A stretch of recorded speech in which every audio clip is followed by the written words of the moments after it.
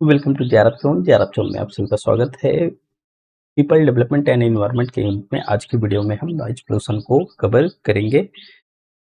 Noise pollution क्या है और इससे संबंधित किस प्रकार के सवाल आपसे इनपुट हुए हैं पेपर में, इन सभी बातों पे हम आपसे डिस्कशन करेंगे। तो आइए आज के सेशन की शुरुआत किया जाए और समझा जाए कि नॉइज पोल्यूशन क्या है। देखिए, इन्वायरमेंट में एक स्तर से ज़्यादा जब शोर हो जाए, वो किसी भी कारण से हो, तो उसको हम नॉइज की कैटेगरी में रखते हैं। इन्वायरमेंट में या आप जहाँ रह रहे हैं उस सराउंडिंग्स में एक लेवल से ज़्यादा अगर शोर होता है तो उसको हम नॉइज पोल्यूशन की कैटेगरी में रखते हैं। अब ये जो शोर होता है उसके वेरियस सोर्सेस हैं, कई एक प्रकार के सोर्सेस से आपको नॉइज पोल्यूशन देखने को मिल सकता है। जैसे आपके गांव में या आपके शहर में आपके पड़ोस में कोई शादी है तो उसमें डीजे बजता है, आपके बगल में कोई फैक्ट्री लग गई तो उसमें हो रहा साउंड है, ठीक है। या आपके पास आपके घर के पास कोई मैरिज हॉल बन गया तो वहाँ आने दिन शादियां होंगी तो उसकी वजह से आपका घर सड़क के किनारे है और प्रॉपर नॉइज को ब्रेक करने के सोल्यूशंस आपके पास नहीं है। तो ऐसे में जो ट्रैफिक है, ट्रैफिक की भी आवाज़ आपको परेशान कर सकती है। तो आपके सराउंडिंग्स में, आपके एनवायरनमेंट में एक स्तर से ज़्यादा अगर नॉइज होता है, शोर होता है, तो उसे हम नॉइज पोल्यूशन की कैटेगरीज में रखते हैं, ठीक है। अगर अकॉर्डिंग टू डब्ल्यूएचओ देखेंगे तो डब्ल्यूएचओ ने बोला भाई कि 65 डेसिबल से अधिक अगर ध्वनि हो रही है तो उसको हम किस कैटेगरी में रखेंगे, प्रदूषण की कैटेगरीज में रखेंगे, ठीक है।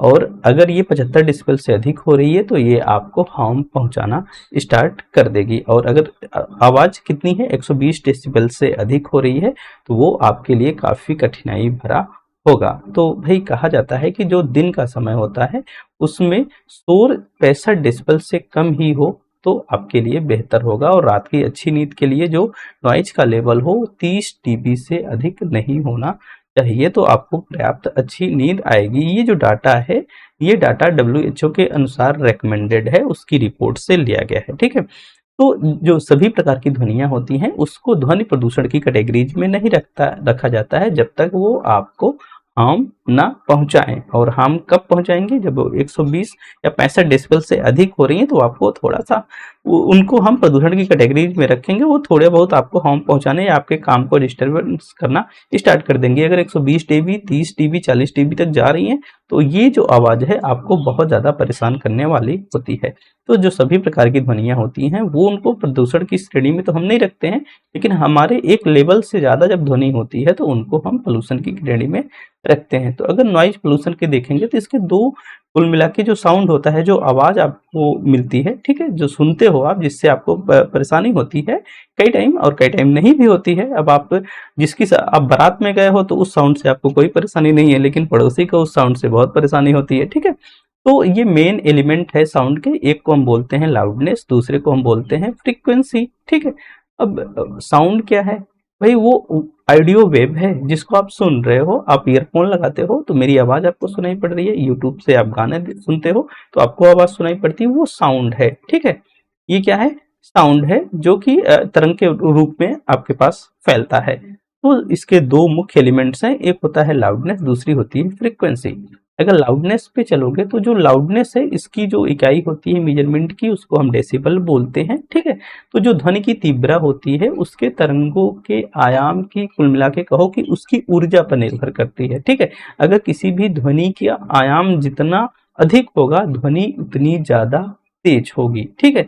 अगर ध्वनि के आयाम को मापना होता है तो, या ध्वनि को मापना होता है तो ध्वनि को हम डेसिबल में मापते हैं। जैसे जैसे डेसिबल का स्तर बढ़ता जाता है, ठीक है, तरंगों की तीव्रता होती है क्या, बढ़ती जाती है और आपको आवाज बहुत ज्यादा सुनाई देती है। जैसे डीजे का अगर आप वॉल्यूम कम कर देंगे तो कम है, जैसे जैसे आप बढ़ाते जाएंगे तो उसकी जो डीबी है वो बढ़ती जाएगी, अर्थात उस ध्वनि की, उस आवाज की, उस साउंड का जो आयाम है वो बढ़ता चला जाएगा। और जब आयाम बढ़ता चला जाएगा तो उसकी ध्वनि आपको तेज सुनाई देंगी, ठीक है। लॉगरिथमिक पैमाने पे अगर आप देखेंगे तो जो मानव होता है, मानव 0 डेसिबल से लेके 120 से 40 डेसिबल तक की ध्वनियों को क्या करता है, सुन सकता है, ठीक है।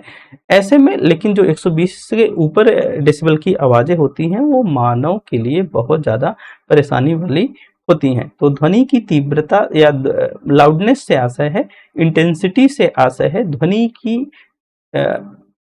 आवाज से, ठीक है, वो कितनी तेज वॉल्यूम कर रहा है, कितनी तेज आवाज निकाल रहा है, ठीक है। दूसरा एक ये डेसिबल स्केल है, देखिए यहाँ से भाई ये थ्रेशोल्ड होता है ह्यूमन हियरिंग की 0 डेसिबल। देन अगर आप ब्रीदिंग कर रहे हो, ठीक है, 10 डेसिबल, क्वाइट रूम में हो 20 डेसिबल, ठीक है, लाइट स्नोरिंग है, ठीक है, तो 30, मॉडरेट स्नोरिंग है तो 40, कन्वर्सेशन हो रहा है तो 50, बिजी स्ट्रीट है, अलार्म क्लॉक 60, और ये मतलब कि नॉइजी रेस्टोरेंट वगैरह है, हेयर ड्रायर वगैरह है, वो 70 डेसिबल, लाउड रेडियो 80, बिजी बास ड्रम आपका 90, ठीक है, और देन जेट प्लेन पे जाओगे तो 120 डेसिबल या इससे अधिक की आवाजें करते हैं। गन शॉट को 130 डेसिबल की कैटेगरी में रखा जाता है, ठीक है। तो ये क्या है, एक डेसिबल स्केल है, यहाँ से आप मतलब कि डेसिबल के थ्रेशोल्ड को समझ सकते हो। एक दूसरा इसका मुख्य एलिमेंट है वो फ्रीक्वेंसी है। फ्रीक्वेंसी को हम पिच के रूप में भी देखते हैं, ठीक है। इसका मतलब होता है कि जो साउंड की वेव है वो खुद को वो 1 सेकंड में कितना रिपीट कर रही है, ठीक है। आपने कई टाइम सुना होगा बरसात में, अगर आप घर से बाहर निकली, खूब अच्छी बरसात हुई है, तो जैसे ही आप घर से बाहर निकलते हैं तो आपको बहुत टी सी आवाज सुनाई देती है, जैसे झिंगुर की आवाज सुनाई देती है, वो इतनी तीखी होती है, उसमें कोई कंपन नहीं होता है, उसमें कोई कंपन नहीं होता है, लेकिन उसकी फ्रीक्वेंसी इतनी ज्यादा हाई होती है, आपके कानों को बहुत ज्यादा चुभती है, ठीक है, आपके कानों को बहुत ज्यादा चुभती है। जैसे ड्रम की आवाज होती है वो सीटी से काफी कम आवृत्ति वाली होती है, ठीक है, सीटी से आवाज उसकी मोटी होती है, लेकिन जिसकी फ्रीक्वेंसी अधिक है वो क्या होगा कि बहुत ज्यादा तीखी आवाज निकालेगी वो, ठीक है। तो अर्थात जो सीटी है उसकी ड्रम की आवाज से काफी कम आवृत्ति पर होती है। इसे मेढक बोलता है, झिंगुर बोलता है, दोनों झिंगुर के चिराट में मतलब कि दोनों में बहुत अंतर होता है। मेढक की जो आवाज होती है मोटी होती है हद तक, लेकिन झिंगुर की जो आवाज होती है वो क्या होती है, बहुत ज्यादा पतली होती है, तो वो आपके कानों को बहुत ज्यादा चुभती है, ठीक है। और जो आवृत्ति होती है उसको हम हर्ट्ज में मापते हैं, ठीक है, हर्ट्ज में मापते हैं, और जो मनुष्य है वो 20 हर्ट्ज से लेके 20,000 हर्ट्ज तक की आवाजों को या उनकी ध्वनियों को सुन सकता है। तो फ्रीक्वेंसी से आपका आशय क्या निकला कि उसके तीखेपन से आप कह सकते हो कि आवाज कितनी तीखी है, ठीक है। अब ये देखिए भाई, अब जैसे आप लोग क्या करते हो, कई टाइम अगर आपको वीडियो जल्दी जल्दी देखनी होती है तो आप क्या करते हो भाई, एम्पलीट्यूड उसका बढ़ा देते हो, पीरियड उसका क्या करते हो 1 नॉर्मल से करके क्या करते हो 1.5 कर देते हो, तो आवाज जल्दी जल्दी आना शुरू कर देती है। 2 कर दोगे तो और जल्दी जल्दी आएगी, ठीक है। और अगर लो फ्रिक्वेंसी वेव पे जाओगे तो भाई आवाज को आप नॉर्मल से क्या करोगे 0.5 में कर दोगे, तो ऐसा लग रहा है कि हम रेख रेख के पढ़ा रहे हैं, ठीक है। तो आप लोग इसको यूट्यूब पे से तो खूब करते ही हो, हाई फ्रिक्वेंसी वेव है और लो फ्रिक्वेंसी वेव है, ठीक है। दूसरा यहाँ से भी सवाल बनता है, ये रिपोर्ट है आपकी ministry of environment and forest की 2000 की रिपोर्ट है, और 2017 में इसको अमेंडमेंट किया गया था 10/8/2017 को, जिसके लिए भाई कुछ इंडस्ट्रियल एरिया के लिए, कॉमर्शियल एरिया के लिए, रेसिडेंशियल के लिए, साइलेंस जोन के लिए कुछ मतलब कि आवाज की लिमिट फिक्स की गई कि भाई इतनी डीबी तक की आवाज की जा सकती है, ठीक है, डे के टाइम में और नाइट के टाइम में। जैसे इंडस्ट्रियल एरिया के लिए देखेंगे तो डे के टाइम के लिए बोला गया भाई 75 डेसिबल, ठीक है, और नाइट में 70 डेसिबल होनी चाहिए मिनिमम। कॉमर्शियल एरिया में जाएंगे तो वहां के लिए बोला गया 65 डेसिबल हो, 55 डेसिबल हो नाइट के टाइम, ठीक है। रेजिडेंशियल में भाई 55 और 45, ठीक है। साइलेंस जोन में भाई 50 और रात्रि के टाइम 40 डेसिबल, ठीक है। साइलेंस जोन में ही आपके स्कूल वगैरह ये सब आते हैं, ठीक है, हॉस्पिटल्स आती हैं, स्कूल्स आते हैं, इन सब के आसपास इतनी आवाज से ज्यादा की आवाज वाला कोई सोर्स नहीं होना चाहिए। साइलेंस जोन में एजुकेशन इंस्टीट्यूशंस भी आता है, ध्यान में रखिएगा, एक बार ये सवाल पूछा भी गया है, एजुकेशन इंस्टीट्यूशन में नाइट के टाइम आवाज कितनी होनी चाहिए, ठीक है। तो ये 40 डेसिबल ये किसके द्वारा रेकमेंड किया गया है, ministry of environment and forest के द्वारा इसको क्या किया गया है, रेकमेंड किया गया है, तो इस बात को भी ध्यान में रखिएगा, ठीक है। बाकी काज ऑफ नॉइज पोल्यूशन के काज क्या है, तो पहला तो यही है भाई, ट्रैफिक नॉइज है, जब हार्न वगैरह बजता है तो 90 डेसिबल से लेकर 100 डेसिबल तक की आवाजें आती हैं। एयर ट्रैफिक नॉइज है, एयर ट्रैफिक नॉइज का मतलब है कि भाई जो विमान ऊपर जाते हैं तो जो एयर जेट्स से जाते हैं भाई वो सड़कों और या कारों की तुलना में बहुत ज्यादा आवाज करते हैं। 130 डेसिबल, 40 डेसिबल तक, 50 डेसिबल तक की वो आवाजें उत्पन्न किया करते हैं। कंस्ट्रक्शन कोई साइट से कोई निर्माण कार्य हो रहा है, वहां पे ड्रिल वगैरह होता है, दीवार में वायरिंग वगैरह होती है, होल करने का काम होता है, वहां पे भी बहुत ज्यादा 110 डेसिबल तक की आवाजें आपको देखने को मिलती है। जो डेटाज हैं ये WHO द्वारा रिकमेंडेड है, ठीक है। कैटरिंग है, नाइट लाइफ में, ठीक है, 100 डेसिबल से ज्यादा शोर करते हैं। एनिमल्स हैं भाई, वो कई टाइम कुत्ते होते हैं या जानवर होते हैं, चीखते हैं, भौंकते हैं, तो वो भी 60 से 80 डेसिबल तक की आवाजें उत्पन्न करते हैं, ठीक है। अब भाई इसके इफेक्ट क्या क्या हो सकते हैं आपको, भाई एक तो फिजिकली आपको बहुत परेशानी होगी भाई, आपका रेस्पिरेटरी सिस्टम, एजिटेशन, ठीक है, racing pulse, high blood pressure, headache, ठीक है, तो मतलब सर दर्द, उच्च रक्तचाप, नाड़ी का तेज होना या श्वसन संबंधी समस्याएं आपको देखने को मिलेंगी, ठीक है। आपको सिर दर्द हो सकता है, तो ये सारी चीजें हैं जो कि आपको फिजिकली प्रभावित करेंगी। दिल का दौरा पड़ने की भी समस्याएं देखने को मिलती है, हार्ट अटैक्स, कोलिटिस, ठीक है। तो ये सारी समस्याएं और साइकोलॉजिकल प्रॉब्लम भी होती है, जैसे आपको स्ट्रेस होगा, फेटिग्यू होगा, ठीक है, थकान होगी, डिप्रेशन हो सकता है, एंजाइटी हो सकती है, हिस्टेरिया हो सकता है, ठीक है, मतलब कि उन्माद के दौरे आपको पड़ सकते हैं। तो ये सब साइकोलॉजिकल प्रभाव हैं जो कि आपके ऊपर पड़ते हैं नॉइज के कारण। स्लीप आपकी डिस्टर्ब हो जाएगी, आपका बिहेवियरल डिसऑर्डर आपके पास हो जाएगा। अगर 45 डीबी से ज्यादा की शोर है तो ऐसे में आप ठीक से सो नहीं पाएंगे, ठीक है। तो आपका जो व्यवहार है वो चिड़चिड़ापन हो सकता है। मेमोरी एंड कंसंट्रेशन में भी आपको प्रॉब्लम होगी, जब वहां बहुत ज्यादा आवाज होगी वहां तो आप बैठ के पढ़ नहीं पाओगे, तो ये प्रॉब्लम होती है। तो मतलब कि मेमोरी एंड कंसंट्रेशन से संबंधित आपको समस्याएं होंगी। तो ये कुछ बातें थी नॉइज पोल्यूशन की। देखते हैं इसमें सवाल कैसे आए हैं। पहला जो सवाल है, the impact of noise pollution on human health in gone by, ठीक है, मानव स्वास्थ्य पर ध्वनि प्रदूषण का प्रभाव इस पर निर्भर करता है।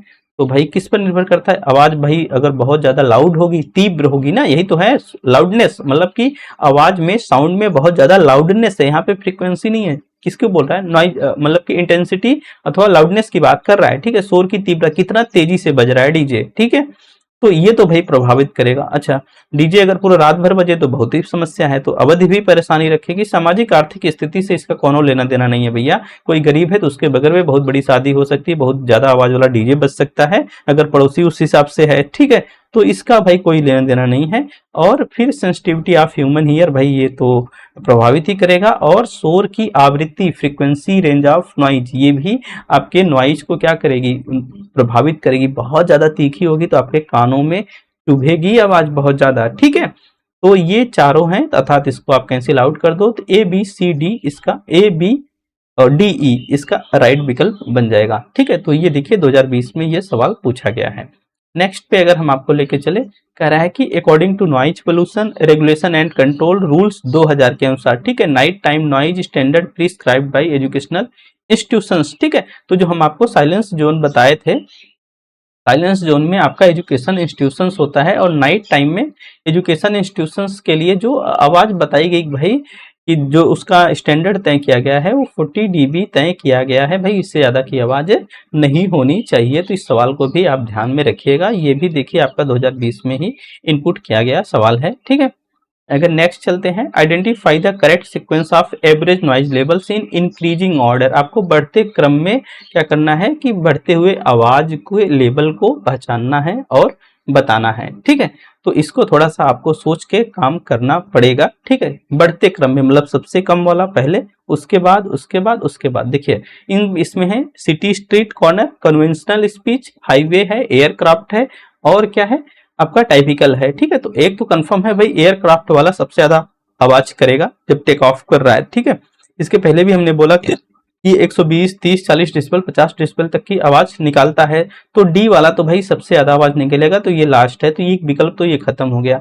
अब देखो टाइपिकल ऑफिस की जो बात है भाई, ऑफिस में अलग अलग केबिन्स बनी हुई हैं, सब अपने अपने ऑफिस में बैठ के काम कर रहे हैं, तो वहां पे नॉइज का लेवल वो सबसे कम रहेगा, अर्थात ई इसका पहला विकल्प बन जाएगा, तो ये विकल्प भी कैंसिल आउट हो जाएगा।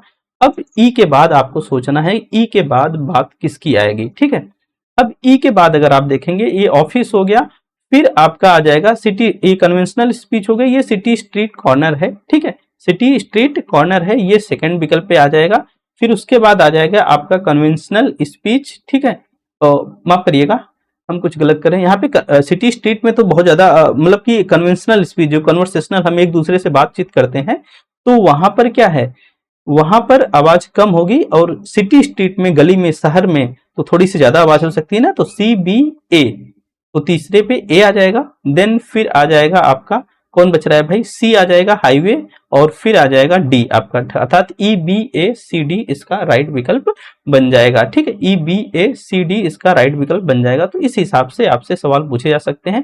देखिए ये 2022 में ये भी सवाल इनपुट किया गया है। ठीक है, तो इसका जो राइट विकल्प है, पहला वाला बन गया टाइपिकल ऑफिस, सेकेंड वाला बन गया कन्वेंशनल स्पीच, थर्ड वाला बन गया सिटी स्ट्रीट कॉर्नर, ठीक है, फोर वाला बन गया हाईवे, और फिफ्थ वाला बन गया आपका एयरक्राफ्ट अगर लैंड कर रहा है तो। ठीक है, तो इस प्रकार से आपसे सवाल पूछा जा सकता है। नेक्स्ट ऑन है, exposure the noise pollution adversely affect the psychological health of person. ठीक है, कह रहा है कि ये शारीरिक स्वास्थ्य पर प्रतिकूल प्रभाव डालेगा, व्यक्ति के शारीरिक स्वास्थ्य पर प्रतिकूल प्रभाव डालेगा। फिजियोलॉजिकल है, साइकोलॉजिकल नहीं है, फिजियोलॉजिकल मतलब शारीरिक स्वास्थ्य पर प्रभाव डालेगा। भाई आपने देखा ही, भाई दिल का दौरा बन सकता है, कान बहरा हो सकता है, तमाम तरह की समस्याएं आपने देखी, ये बात तो सही है।